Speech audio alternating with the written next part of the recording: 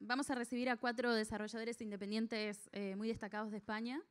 Y bueno, un poco hablar de qué es ser desarrollador independiente en España. So let's switch to English again. So we have Mariona Valls from Mango Protocol. We have Mauricio Garcia from The Game Kitchen. We have Rosa Carbo-Mascarell from Digital Liberties. And we have Edu Berge from Brainwash Gang. So, and Rami Ismail. So hi. Welcome them. Long time no see. How have you all been? I hope you had a good break between talk. This one is going to be a little interesting also for me. I have 4 local indie developers that have been doing this for a while now, some of them a bit longer than others. And I'm basically really curious to figure out how things are in the Spanish and local indie scene. And I'm very curious to learn stuff. At the end, we'll have about time for 15 minutes of Q&A. So if you have any questions about how to deal with issues that are local, that, you know, like the big GDC talks won't give you an answer from because they're not from here, these are 4 really good people to ask your questions from.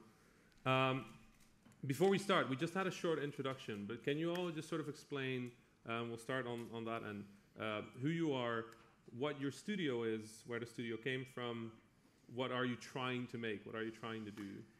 So we are a pretty little studio. We are around 5 core people. We started making games like narrative experiments, like, I don't know, a gas station attendant, and simulator, and that kind of weird things. And after some years making these little games, we made a game last year named Nongand, which is not very well known, but all of you, I guess. And that's all, I think. We are working on a new one, and that's my present. So at Digital Liberties, we are a games cooperative.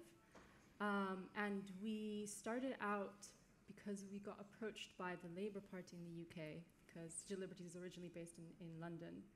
And we made a game called CorbynRun, which did quite well in the UK. Now we're making more games with people from like all over the world. Myself, I'm just moving to Spain now, so I'm a fresh face actually in the Spanish games industry, but come from a perspective of the London indie scene. But we have team members from Italy, from Texas, potentially some more people from Spain. So I'm Mauricio. I'm the producer of The Game Kitchen. And we made a point-and-click adventure called The Last Door, and we are now working on a much bigger project called Blasphemous. And that's all. Okay. Well, we are Mango Protocol, and we have our own IP, and we try to place our games in the same universe. So our work is more or less to fit different games of different genres in the same universe with the same graphic style and different things that you can recognize, but trying to evolve every time.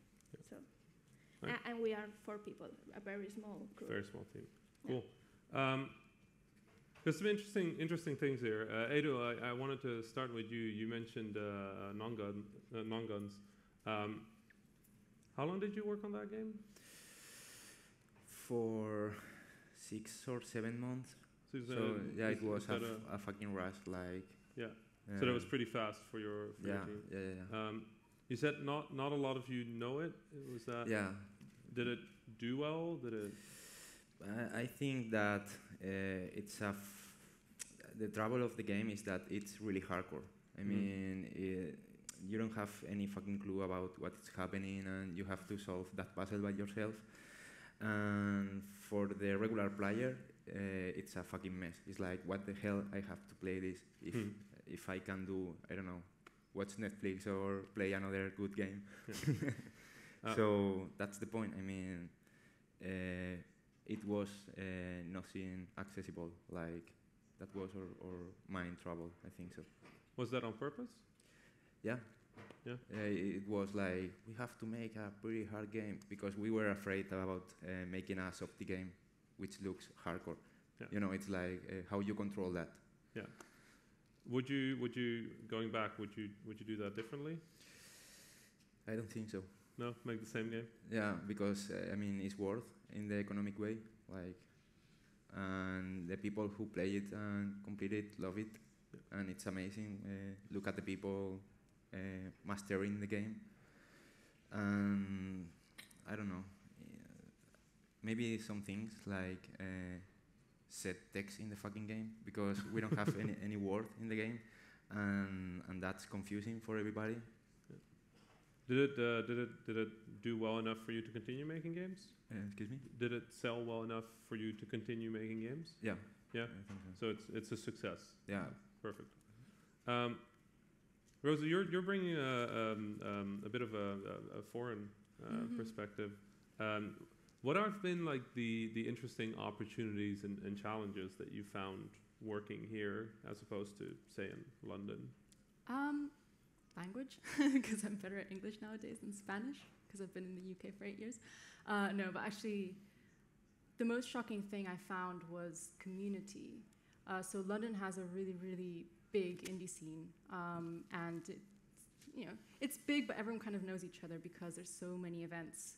Literally every week you can visit to, and it's usually like similar sort of faces, and that creates a culture where you start sharing a lot of information, particularly around business, about like, someone shows up, they have an indie game that they've been kind of working on in their spare time, and they come to these events and they meet people that have already gotten a publisher or know how to do a business case for their game. Whereas here I feel like that's a bit more distant, and I want to see more events where more people who have the business knowledge share it with other Spanish game developers. Would any of the other panelists say that that's a language barrier thing, or is that community just, it's not here? Do you do meetups? Are there lots of events? Yeah, we have a lot of events. What kind of events are there? Actually, like talks, panels, but all of them, the regular ones, are made by little people who can make big things and get contact with other countries' communities, which should be the solve of the problem. I mean, if the Spanish developers can meet people in Austria, for example, it will be fucking amazing. Yeah. If anybody wants to be part of these events, where do they look? Like where do you find out? Where do you learn about these events or these meetups? Yeah, talking each other. Like there is an event, or maybe on Twitter. I don't know. Is there like a Twitter that you should follow for like Spanish events? Not really. Should somebody make? Somebody should make that. Somebody in this room make that, please. Like, because it does matter a lot. Having a community that you can kind of depend on for like monthly meetups, for playtesting sessions, stuff like that. Super powerful. And I think seeing that in London specifically, when I was early in my career, I was like, wow, we don't have that in the Netherlands. And when I got back, we immediately started organizing indie meetup. It was huge. It's just a good thing to exist. Mauricio, you mentioned you're going for a bigger project. Yes. So it's a time where a lot of indie developers say like the risks are big, like there's more games than ever, it's harder to stand out, and your response is we're going to make a big thing. Can you talk me through how did you make that decision? Was that conscious? Or did it just happen? It's just a bigger thing. Yeah, it kind of just happened. We didn't want to go bigger. Mm-hmm. We just wanted to do a game that resulted to be bigger. And especially because the first one was very modest in terms of technical complexity, and the new one is just bigger in every sense. But we were lucky to do a very successful Kickstarter campaign, so we have like the money to do it. So it's just put. We had that part covered, and then the other part was just try to do our best to work in an organized fashion and keep everything in control, or try to keep everything in control. Did you grow for this project as a studio?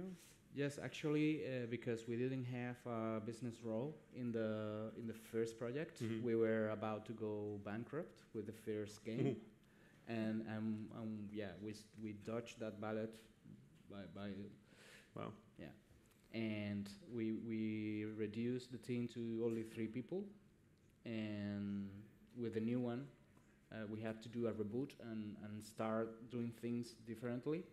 I stopped being a programmer to become the producer and the business director, and from there we were growing slowly up to 8 people now. 8. Has that been easy? Has that been hard? Any challenges that you found growing your team like that? Because that's like more than almost 3 times the size. Yeah. For me personally, the biggest challenge was to acquire the knowledge of being a producer, because I was a very experienced programmer and I could do anything I proposed, but I just had to start from over and start to learn a lot of new stuff, and it was very hard because there are very little resources in terms of game production in the internet, and that's like a very secure. Yeah. And that part was hard, but we were very motivated. So the whole team to everyone did the absolute best. Nice. Okay. Mariona, you mentioned that one of the pillars of your studio is to work in your own IP and to sort of have this connective tissue. Was that just from the start? Is that like a business strategy? Was it just a cool thing that you ended up doing? How did that? I think it's yes to all the questions. Nice. Yeah, because this was originated from the idea of my final degree project, because I study fine arts, nothing related with video games. And then I made those stories mixing like comic and dark themes, all with female protagonists, little girls. So we take back this seed to make them interactive content, to make them video games. So we built the studio around the idea of taking all that content made 10 years ago or more and shape it like video games for the today taste of the people. Have you found that working in your own IP and like in a consistent IP over time, that it has been helpful for your studio? Has it been a problem? Has it been a positive? Well, I think it's positive by the side that people is starting to recognizing us, like, oh, you are the guys from Mechanica, oh, you are the guys from Agatha Knife, because you can see clearly the games are connected. But it's difficult because when you are talking to a publisher or an investor, they usually don't want to be like dragged with a content that is already published by yourself or whatever. So they feel like they are carrying like a luggage too big with them. So I think there is a good side of it and a bad side of it, like trying to work with this. Oh. They'll fix it up there. Okay. There's somebody back there that's like, oh shit, we got it. They're professionals. So yeah, it's hard to balance. Yeah, I can see that. So Rosa mentioned earlier that the biggest challenge that she perceives is sort of a lack of consistent community events. I wanted to ask for all the other panelists, basically, what is, in your opinion, what's the thing that is like the biggest challenge of being a developer here? Doesn't mean like compared to other places, just like for you as a studio, what would be a thing that should happen or that you would like to have here that just isn't there or that could be better? I was in the Polish embassy. No, it's similar to that, but in Seattle. And I have met a girl from the Polish government who have been reunited. Yeah, with the Spanish big heads community.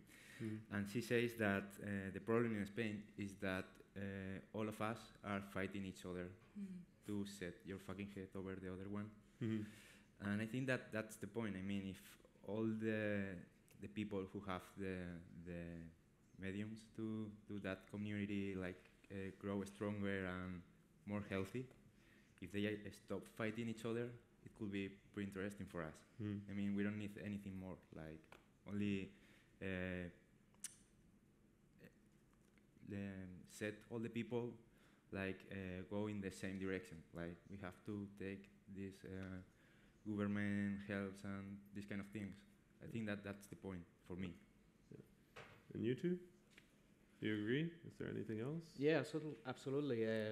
Game development hasn't taken much attention until recently from governments, and I've learned that some countries has some plans where you can start in a seed state and then grow until you are like an established company. And we don't have many of those mechanisms or resources here. Yeah. So when you are trying to fund a development, here in Spain at least, you don't really have that much choices. Yeah. What are your choices? So you can use your own money, which normally that's not really a choice. And you cannot go to private investors because they are not into games, classical games. Maybe they can. Some of them may be interested in VR or mobile games, but classic games, they don't care about that, and they don't understand anything about them. And we just had the first issue of a government and a fund from the government this year. And it was incredibly well received because it was a necessity. Yeah. And let's see how that turns out when they publish. So it sounds like there's movement in this, though. Yeah. We are doing small steps in the right direction, but it's taking too long, and it's already too late. Movement in the right direction is always good.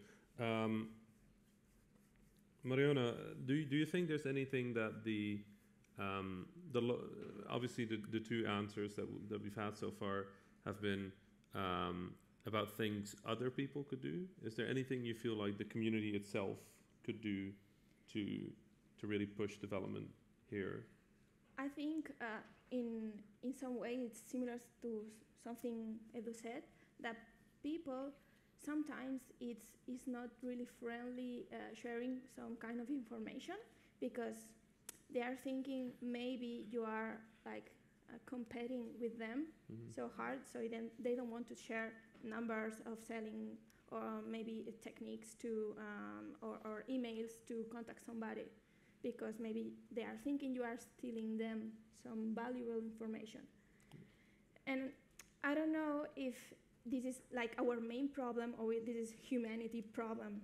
I think it's not because we are Spanish people, but I think this is a huge thing because sometimes people is doing things wrong and nobody is telling them like, no guy, you are missing that date because this is the last day to present your papers, to pay your paperwork to be able to take that help from the government, for example.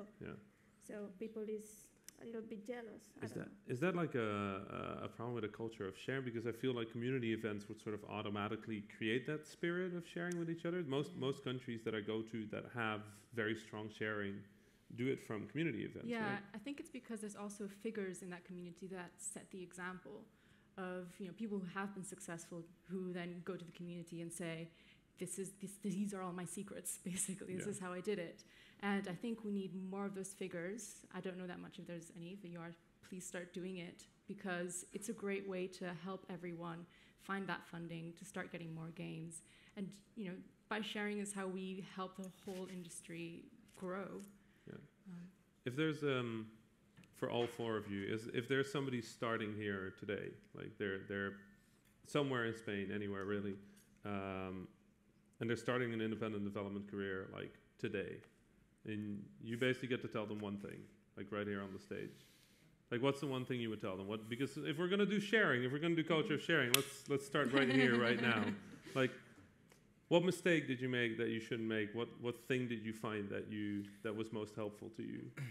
A friend of mine says that I'm always asking for help in a bad way. Like, you all the time are asking things. Do that. Do that. I mean, you will need all the fucking help that you can get, because this is insane and it's free. Yeah. So ask Yeah. for help. I guess the worst you're going to get is Everywhere. no, right? Anybody else? Go to game jams. I think that teaches you quite well. First of all, you make friends who also know how to make games, so there's potential to collaborate. You build a community, and also, you learn how to make mistakes really fast, which can be really useful in the long term.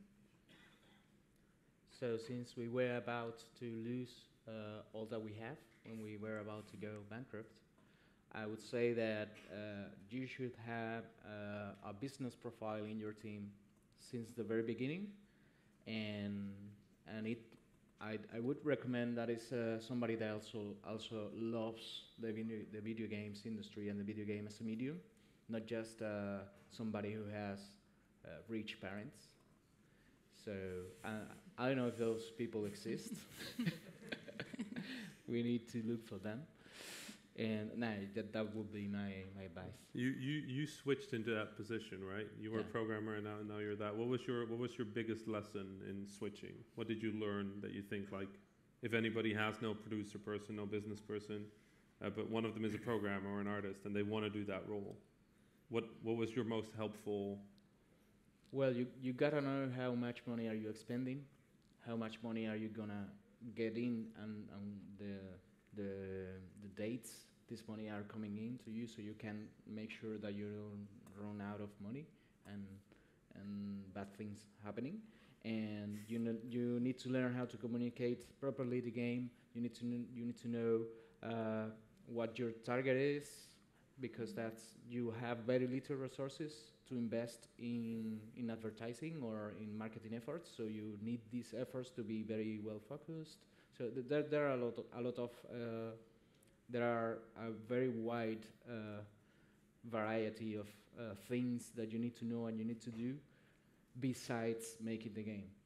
And that's what I learned is that all of that requires enough time to research and to learn how to do it and to be excellent in doing it, just like programming or designing.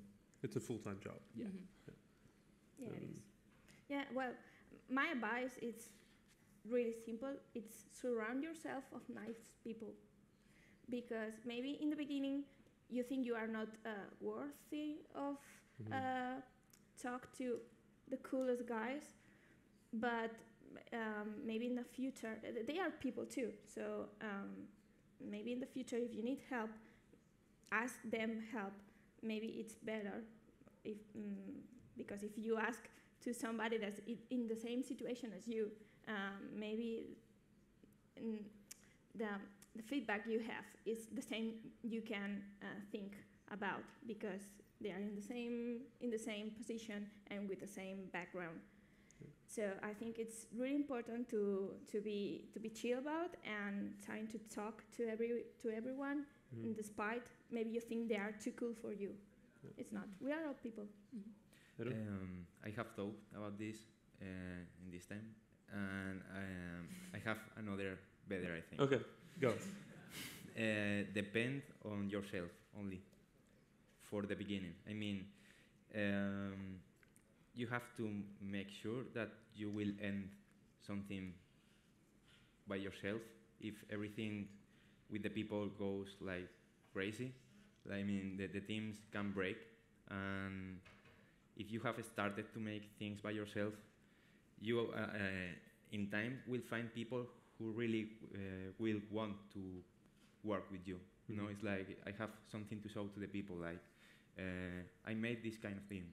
You like, you know, it's like if you depend on yourself for make the fucking core, that will be amazing. But then also ask for Yeah, help, ask for help, everything. reach out. Yeah. And I think really important for the Spanish game scene, find funding. Please find funding. Is there? I mean, you said finding funding here is hard. You mentioned Kickstarter. What are the good ways of finding money in this country? The government is starting to do funds. Kickstarter obviously is available in the country. Publishers, are there studios that are successful that fund local work? Is there? In Spain, not many publishers give you money to make games, and that's pretty big trouble. The funding of the government is basically inaccessible for many people because it's like you have to be in a company for 2 years and that kind of thing. And it's like how I can start. Yeah. So Kickstarter, it's good, I think, but you have to work like top-notch things. Like you can start doing pretty little things, like. How did you all fund yourself when you started? Did you have a job? Was this like for your first game? Was it just a job and game development was on the side, and then eventually you're like, fuck it, I'm gonna do this full time? Or in my case, was living with my mom, like free food. Yeah, so it helps. Yeah. Yeah, I mean, I did that for the first few years. yeah, that's the point. I also sold computers. It was fun. That's all. So with us, it's a bit different because all the games that we make, we release for free. So there's no income from releasing a game. Most of what I do is find funding from other sources. So we usually approach charities or research bodies or people who don't usually make games and then tell them, hey, making a game be good for you. So what I did is when we made CorbynRun, I was in a full-time job. So I was kind of just helping out with the design as much as I could. And then once CorbynRun was launched and it did quite well, even though it didn't have the funding, I was in a full-time job, so I could quit and kind of say, okay, I have 4 months to find other companies that are willing to give us money.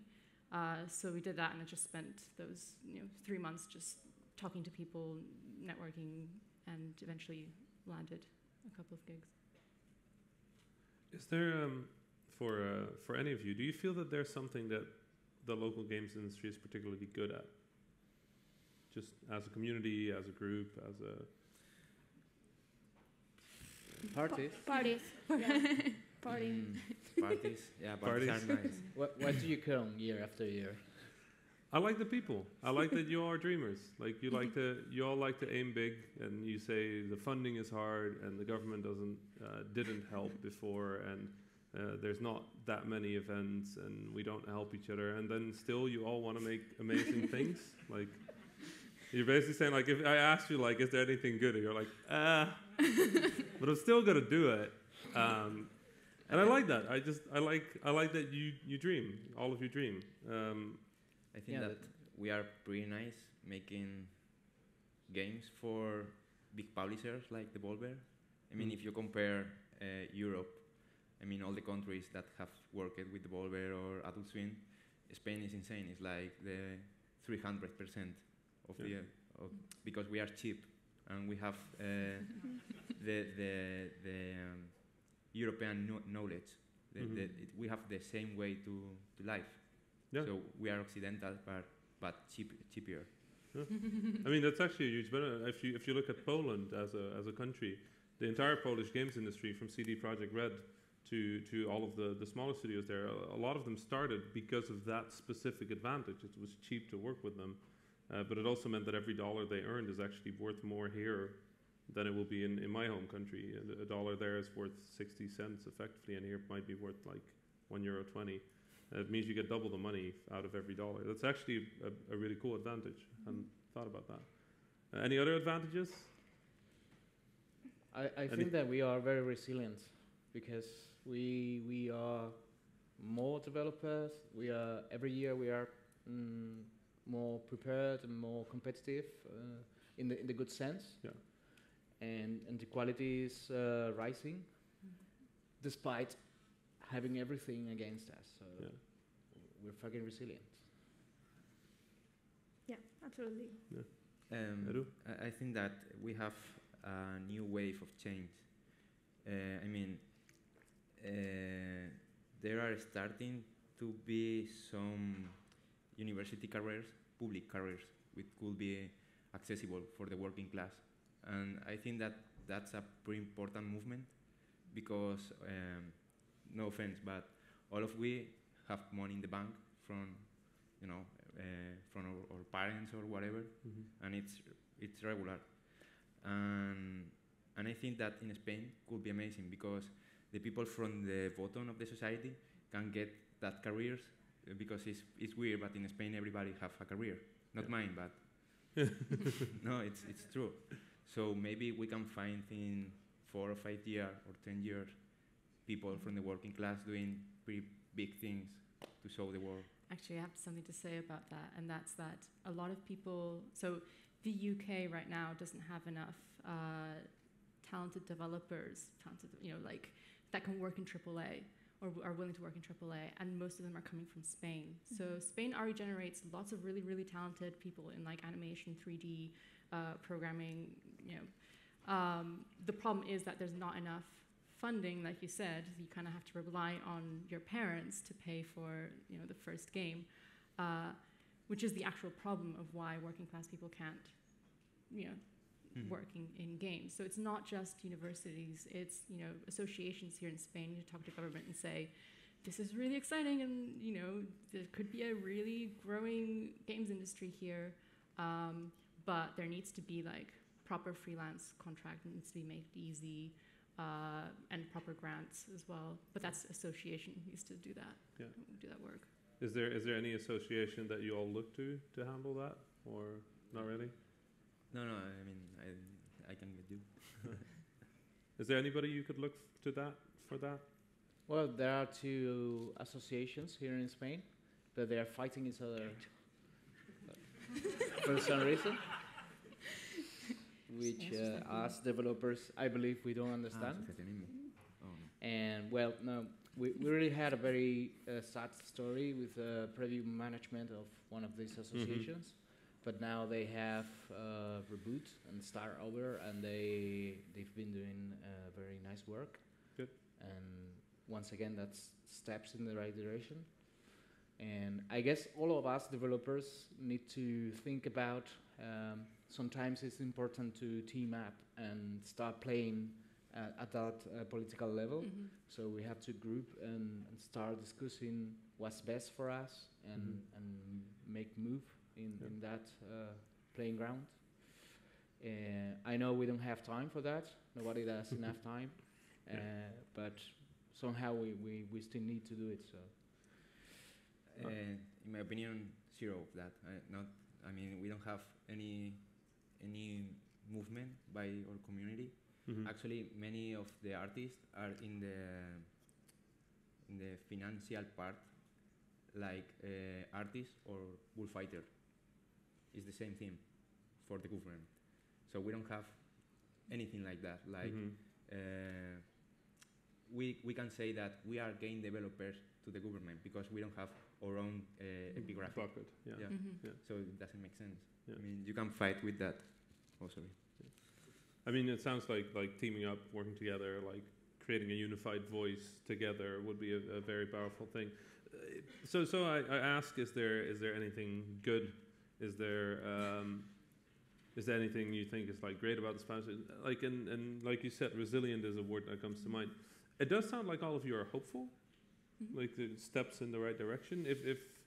If you can look ahead like five-ish years for yourself and for the community here, is there anything that you wish to be at? Like, have you made another really hardcore game that is too hard? And I'm not hopeful about all the people that I know, because this is capitalism. I mean, a high % of us will be out of business. Will be working as waiter, or maybe in 10 years. It depends on how of good you are when it comes to you. Yeah. That's how I think. I mean, it's pretty easy. Yeah. Lose your head in this game. Yeah, I also think it's really hard because in the bright side, Rosa said, a lot of people from Spain go to London or to the States to find a good job in the AAA games, but the reality here is we have like, I don't know, hundreds of graduate people Every year. coming to the streets, and here there is like not enough job for everyone, and not every single student can get a job or even make their own company, because this is insane.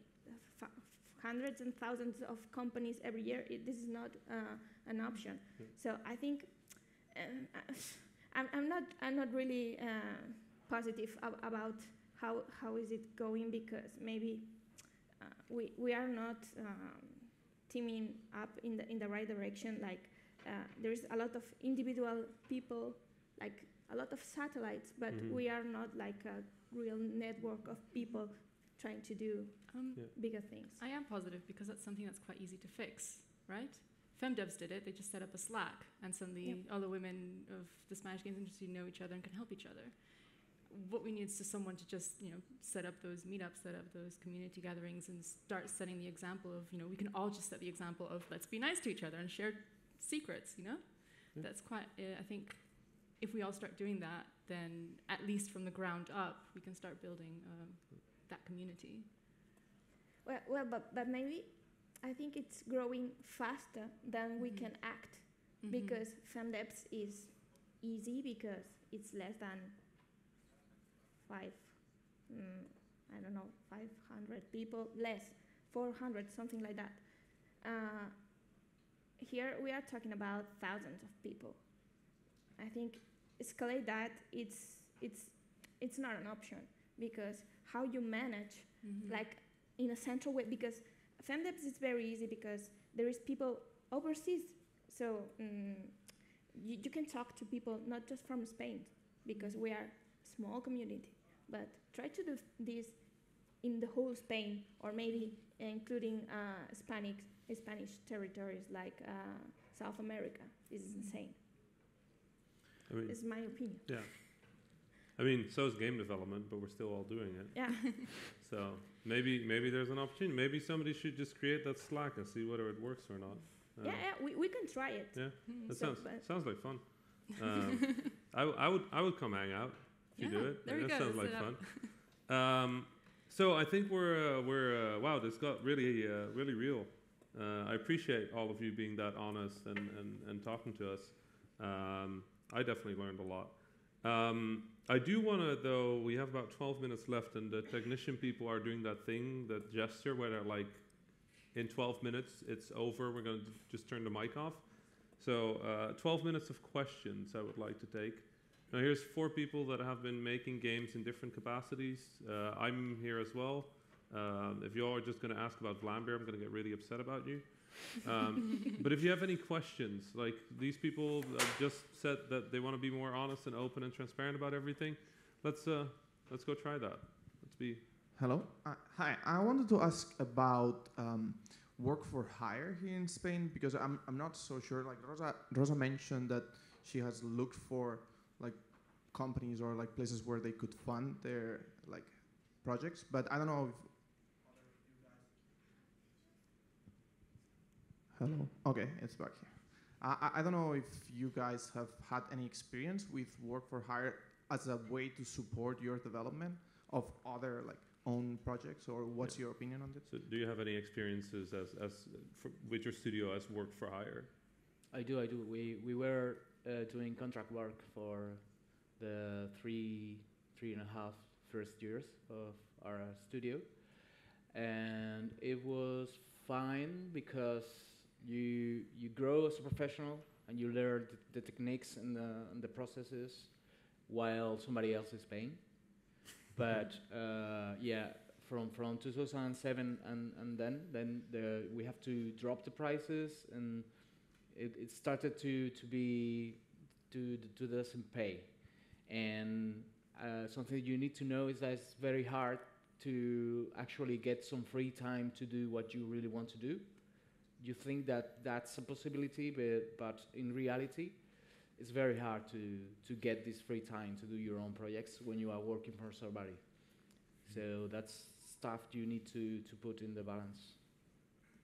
Famously, Capybara Games did work for hire for almost a decade, and they said one of the hardest decisions they ever had to make was to start working on their own games, because they were funding themselves with this work for hire, and the only way they could work on their own game is by basically firing 80% of their studio, because otherwise they just couldn't afford it. So it's a really good way to, for a lot of studios I know, it's a really good way to gain experience, to grow as a team while getting money. If you eventually want to pivot out of it though, if you eventually want to start working on your own creative projects, you either have to budget that really well, or at some point do a hard reset on your studio, and that might, mean the end of your studio and the start of a new one. Bankruptcy as a studio is not that bad unless it's your own money. You just start a new one. Like this is my third company.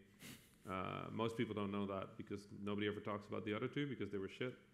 But yeah, that doesn't really matter. That's just part of doing business. Is sometimes it doesn't work.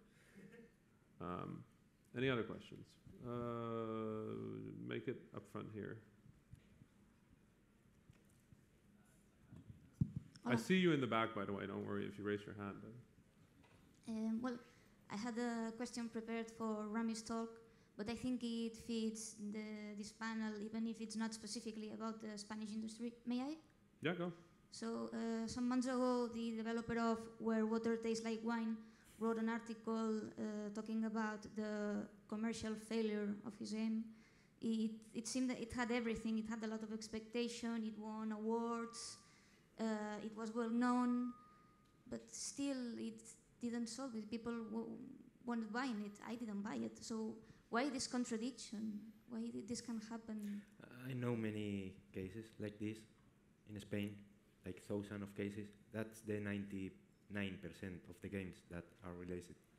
I mean, maybe this is more crazy because you know the game before, but it's pretty fucking regular. Mm-hmm. It's basically the normal thing that you have been working for years and you spend all your time and your soul and everything that you have making something, and then nothing happened. That's all. I mean, that's how the world works. Yeah, it's quite common. This is why funding is so important, because then if your game doesn't sell, you're using someone else's money, not your own. Yeah, I find that game development nowadays, it used to be you make a game and then at the end of it you flip a coin, and if it's heads it might be successful, and if it's still, no matter what work you did, it wouldn't work. Now it feels more like you have to flip 20 coins and all of them have to be heads, and then it might work out. Like the independent development has gotten easier, right? It's easier than ever to make games, but it also means more people are doing it, and it also means we're technically competing in more ways, which is one of the interesting contradictions in independent game development now. Is we are all competing, but we're also all collaborating. We all have to work together to be better at what we do, but we also are competing. And I think, honestly, what most of you said during this panel at some point is we can work together while still competing. Like, we can hope for everybody to be as successful as possible while also trying to be successful ourselves. I don't think that conflicts in any significant way. Where the Water Tastes Like Wine specifically, I think the developer also said that they just took way too long. They took like 6 years, 6 years to make the entire game, and it just cost way too much, so they couldn't quite break even. I think that was my biggest takeaway from that article was, shit, make your game fast. Like, yeah. 6 months. We can do one more or two really fast ones. Let's pick somebody in the back. Yeah, all the way there. Then we'll find somebody in the front again. Or, yeah, we did left, right. Yeah, Hi. We'll figure it out. I'm Angel Sucasas from El País, and I want to ask a question to the whole panel, but especially to Rosa about, what we need first. What is the first critical problem to solve? Because in Spain industry, we seem to lack of many things: funding, visibility, and also government help. So what is the first, and noticing that you have been in BAFTAs, if something like, a little glamour red carpet of Goya could help to the sector? That's a really hard question. I mean, there's two things. There's what we can do as a community, and then there's what associations can do. Now, the associations, they need the arguments to make the case to government that the games industry is really powerful and can be even more powerful here in Spain. But they can't do that unless the community proves it.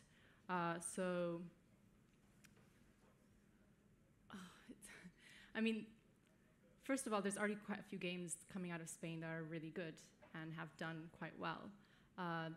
That's quite useful. We have to investigate why did they do so well. And then that's something that we can then share with the community and share with each other. So I do think the first step, us as developers, is to share knowledge. Once we share knowledge, that means that we can then therefore get better at finding funding, get better at making better games that then are successful in the outside world, which then the associations can then take to government and say, look, we are fantastic, we have so much talent, we should give them the tools so that they can stay in this country and continue making amazing games. I would like to open this question up to the other panelists. Is there anything that you think is like the critical problem to solve first? I mean, collaboration, community. Make better games. No, it's always. It sounds obvious, yeah. But I know many people who is angry because Steam is a shit and there is full of shitty games. Yeah. And the point is that that's okay. You have to make better games. That's all. Fair. One more, real quick, before the tech turns off my microphone. Okay, over there.